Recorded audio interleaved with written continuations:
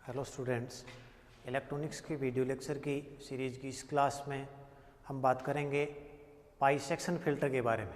इससे पिछली क्लासों में हमने स्टडी किया था सबसे पहले शंट कैपेसिटी फ़िल्टर, फिर सीरीज इंडक्टर फ़िल्टर, फिर एल सेक्शन फ़िल्टर और अब इस क्लास में हम अध्ययन करेंगे पाई सेक्शन फ़िल्टर। देखो किस टाइप से बनेगा पाई सेक्शन फ़िल्टर और क्यों इसकी आवश्यकता हुई। Transformer, primary coil, secondary coil, ठीक है। इसमें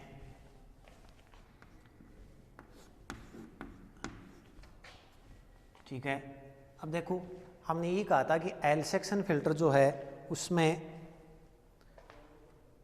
जब धारा का मान, एक निश्चित धारा का मान बताया था क्रांतिक धारा, जब उससे ज़्यादा होगी तो उस समय जो निर्गत वोल्टता है वो उसका मान दिष्ट वोल्टता से कम हो जाता है।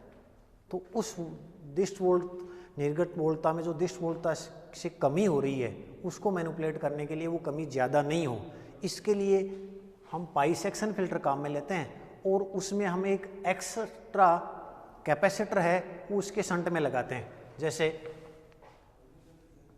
यहाँ दो डायोड लगा दिए,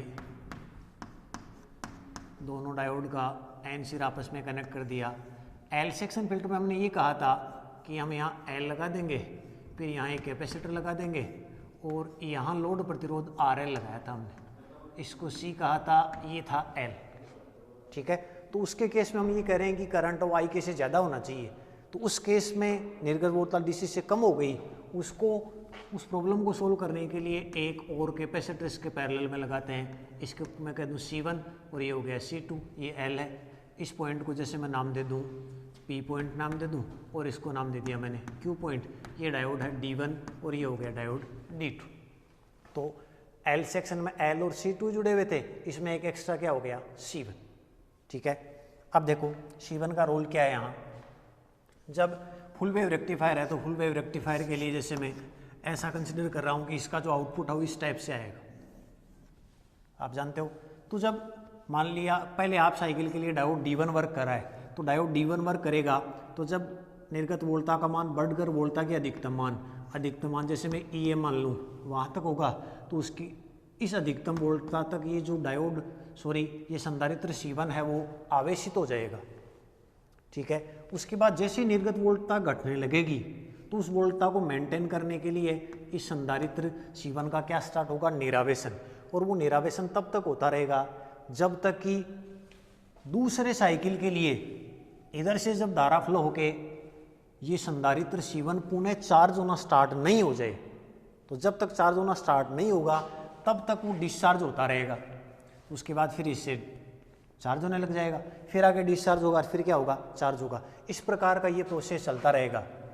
अब यहाँ कैपेसिटर C1 के डिस्चार्ज से जो करंट फ्लो हो रही है कि कितनी करंट फ्लो होगी उसकी कैलकुलेशन अगर हम करें तो एग्जैक्टली तो हम कैलकुलेशन नहीं कर सकते, लेकिन हम ऑलमोस्ट ये माने कि उसका बिहेवियर ऑलमोस्ट अगर ट्रायंगुलर मान लें तो उसको बेसिस मान के हम उसके इस संधारित्र C1 के कारण प्रवाहित तो धारा का मान अप्रोक्सीमेटली हम ज्ञात कर सकते हैं।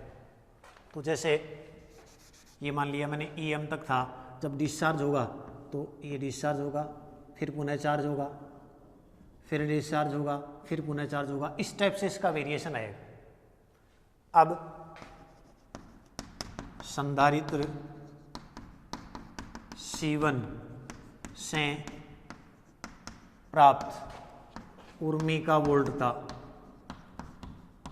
वोल्टता के फूरिये विस्तार से उसको मैं ER नाम दे रहा हूँ, वो होगा EM/पाई साइन 2ωt माइनस ER लिख दूँ, इसको R लिखा है तो ER/2 साइन 4ωt, ऐसे इसमें टर्म्स आएंगी। इसको मैं इक्वेशन फर्स्ट दे दूँ। ये संधारित्र C1 से प्राप्त उर्मी का वोल्टता है।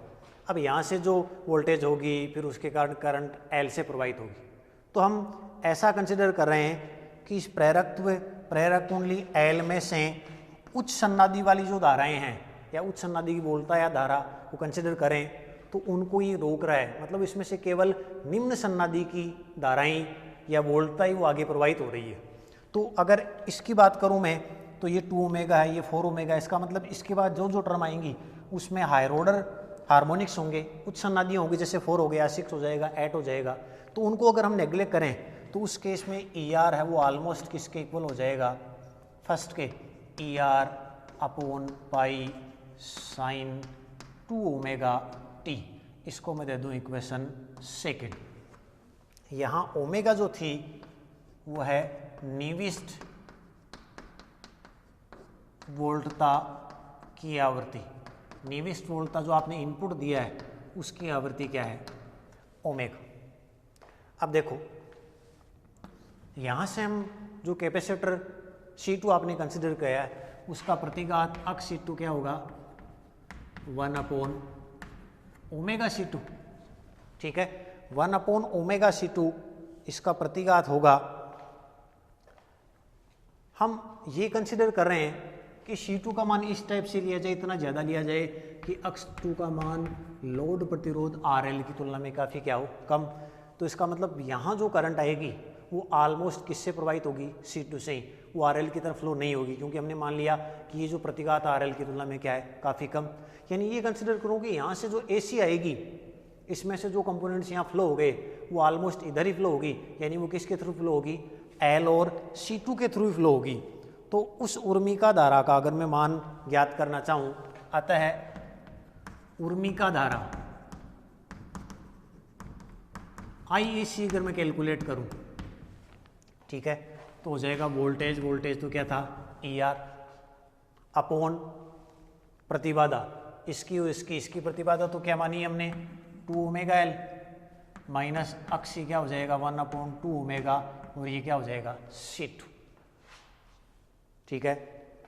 ISC क्या बनेगा, यहाँ से ER की वैल्यू है यहाँ वाली पुट कर दूँ मैं, ER upon pi sine 2 omega T, LCM ले लिया यहाँ से 2 ओमेगा C2, 2 ओमेगा C2 तो ये हो जाएगा 4 ओमेगा स्क्वायर LC2 माइनस क्या होगा 1, ठीक है। यहाँ से वैल्यू आ गई आपके पास IAC की, इसको मैं दे दूँ इक्वेशन थर्ड।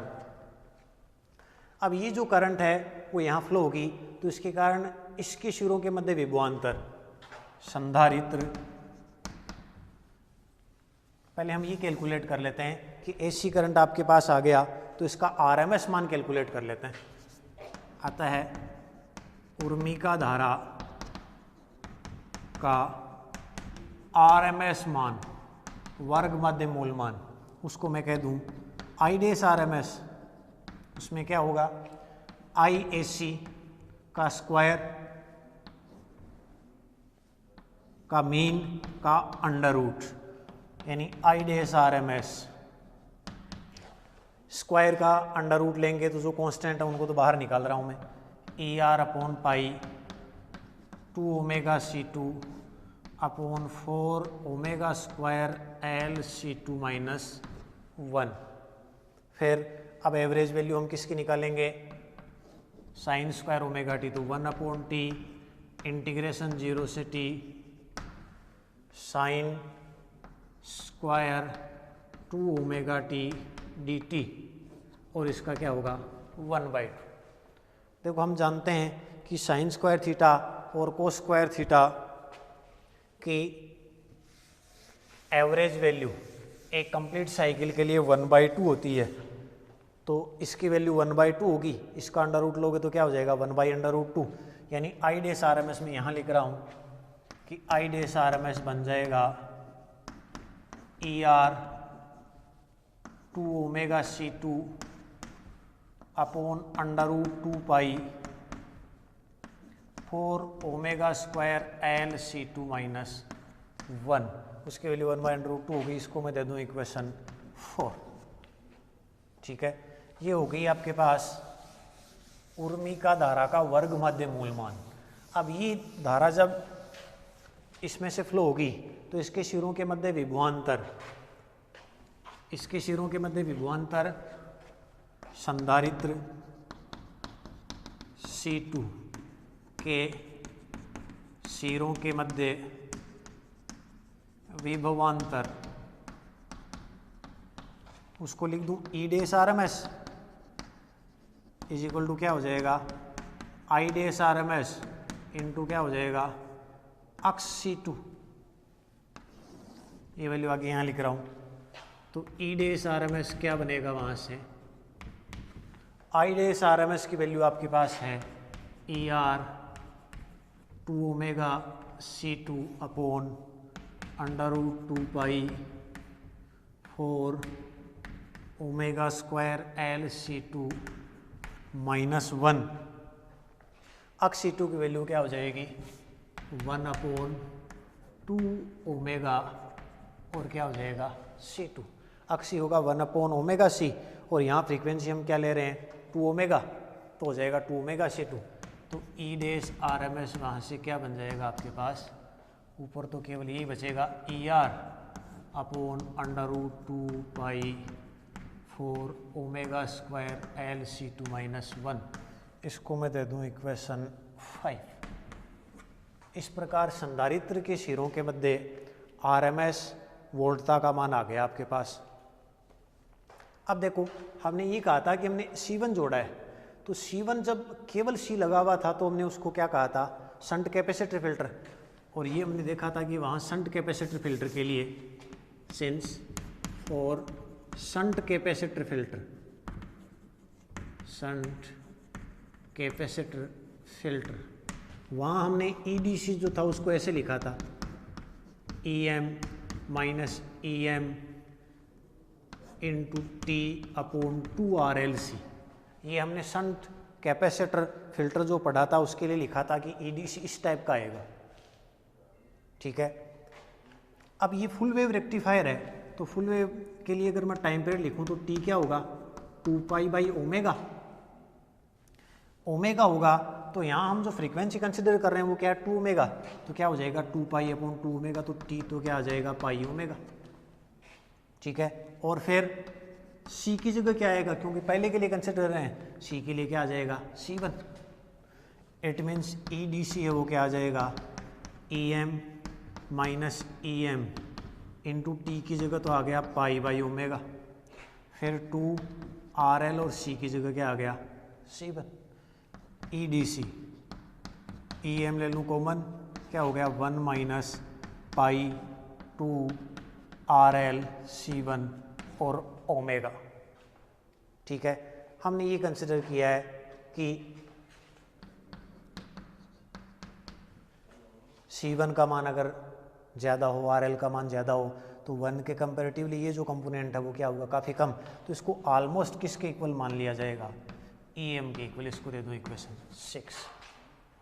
तो अपने पास E की RMS वैल्यू या कह दो AC वैल्यू आ गई है और DC वैल्यू आ गई, तो इन दोनों के रेशियो से हम क्या कैलकुलेट कर लेंगे, रिपल फैक्टर आता है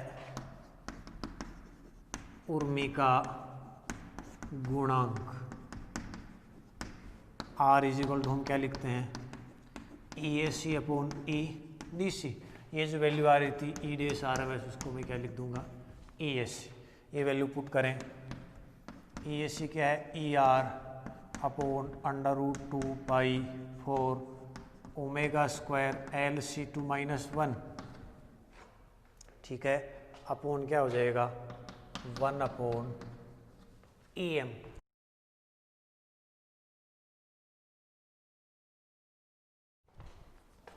अब देखो ER की वैल्यू कैलकुलेट करते हैं, ER कैसे कैलकुलेट होगा। तो ER के लिए हमने जो कैपेसिटर C1 के लिए कहा था कि उसमें उसको जो आउटपुट मिलेगा डिस्चार्ज का वो इस टाइप का था, पीक वैल्यू थी EM।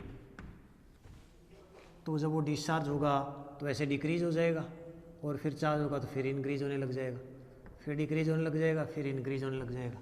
तो इसकी जो वैल्यू है वो यहाँ से यहाँ तक डिक्रीज होगी, यानी ये जो वैल्यू थी वो था EM minus EM into T upon RL into C, यानी ये जो डिफरेंस आ रहा है दोनों के बीच का ये वाला, ये वैल्यू क्या थी, इसको ई आर कहा था हमने, वो था E M into T upon R L into C. ठीक है, क्योंकि मैक्सिमम ये था और डिस्चार्ज होगी मिनिमम इतना हो जाएगा, फिर चार्ज होने लग जाएगा, फिर मैक्सिमम ई एम तक, तो ये जो डिफरेंस है वो ये हो गया।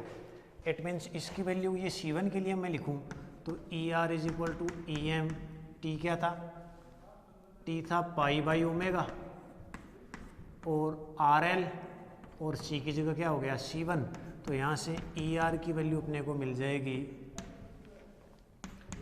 ई M into pi upon omega R L, और क्या हो जाएगा C1। इसको मैं दे दूँ इक्वेशन 8, ये इक्वेशन 8 इसमें, तो इक्वेशन 7 एंड इक्वेशन 8 इम्प्लाइज क्या होगा, ripple factor R is equal to E R की जगह में आ जाएगा E M into pi upon omega R L C1। Sorry, ये जो फ्रीक्वेंसी है इसकी आप कंसिडर कर रहे हो वो फ्रीक्वेंसी ओमेगा नहीं है, ये जो फ्रीक्वेंसी हमने लिखी थी वो उस केस में जब आपने कंसिडर किया था तो वो वाली जो फ्रीक्वेंसी यहाँ ठीक है ओमेगा ही होगी, ओमेगा आएगा। ये वैल्यू आपने पुट कर दी यहाँ से, ठीक है। उसके बाद ये होगा 1/√2 पाई ई एम, और हो जाएगा 1/4 ओमेगा स्क्वायर एल C2 -1। ठीक है, तो यहाँ से ई एम कैंसिल हो जाएगा, पाई कैंसिल हो जाएगा, क्या बचेगा आर इज इक्वल टू ऊपर तो 1, नीचे omega R L C1 4 omega square L C2 -1।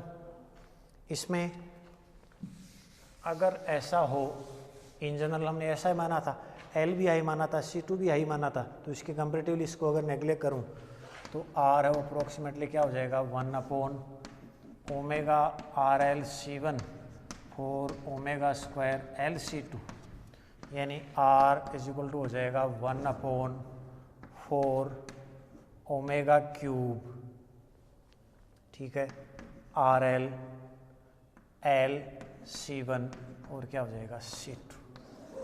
ये हो गया पाई सेक्शन फिल्टर के लिए उर्मी का गुणांक का फॉर्मूला, जो ये कह रहा है कि किस किस पे डिपेंड करेगा, R L L C1 C2 और ओमेगा सब के क्या है एंटी प्रोपोर्शनल, यानी इनका मान बढ़ाओगे तो इसकी वैल्यू वो क्या हो जाएगी, कम हो जाएगी। इसको आप सोल्व करोगे और तो आर की वैल्यू अप्रोक्सीमेटली आ जाएगी 0.177 omega cube R L L C1 और क्या हो जाएगा C2। इस प्रकार इस फॉर्मूले की हेल्प से आप क्या कैलकुलेट कर सकते हो पाई सेक्शन फिल्टर के लिए रिपल फैक्टर। तो हमने 4 टाइप के फिल्टर पढ़े, तो हमने ये देखा, कंक्लूजन ये निकला कि सब में जो बेस्ट होगा वो कौन सा होगा, पाई सेक्शन फिल्टर, जिसमें रिपल फैक्टर का मान है वो बाकी से काफ़ी ज़्यादा कम किया जा सकता है, इसलिए ये एक बेटर ऑप्शन है। आज की क्लास में इतना ही पढ़ेंगे, धन्यवाद।